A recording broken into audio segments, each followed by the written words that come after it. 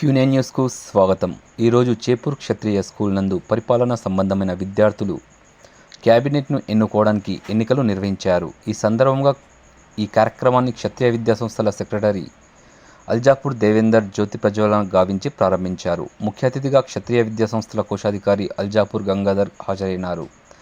ప్రజాస్వామ్య పద్ధతులను అనుసరించి విద్యార్థులు చక్కటి క్రమశిక్షణతో ఓటింగ్లో పాల్గొని తమ విద్యుక్త ధర్మాన్ని నిర్వహించారు. ఈ సందర్భంగా అల్జాపూర్ దేవేందర్ మాట్లాడుతూ, ప్రజాస్వామ్యానికి పుట్టినిల్లు మన దేశమే అని, గడిచిన 77 సంవత్సరాల కాలంలో ప్రజాస్వామ్య పద్ధతిలో ఎన్నో ఎన్నికలను నిర్వహించుకున్నామని తెలిపారు. మన ఎన్నికల ప్రక్రియ ప్రపంచ దేశాలకు ఆదర్శమని తెలిపారు.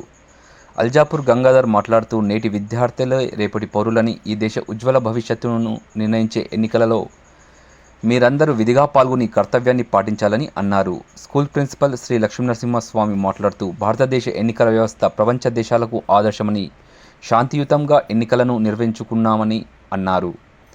ప్రజలు తమకు కావలసిన ప్రభుత్వాన్ని ఎన్నుకున్నట్టుకై ఎన్నికలు మంచి అవకాశమని అన్నారు.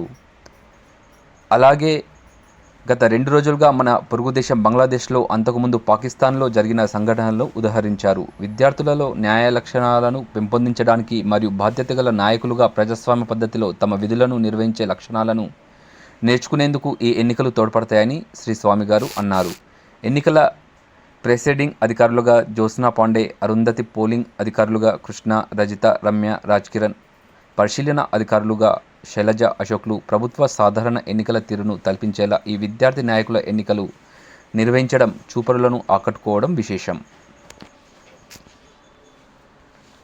ఎప్పటికప్పుడు వార్తలను వీక్షించేందుకు Q9 న్యూస్ ని సబ్స్క్రైబ్ చేసుకోండి, లైక్ చేయండి, షేర్ చేయండి. విలువైన సమాచారాన్ని ముందుగా మీరే తెలుసుకునేందుకు బెల్ బటన్ ని క్లిక్ చేయండి.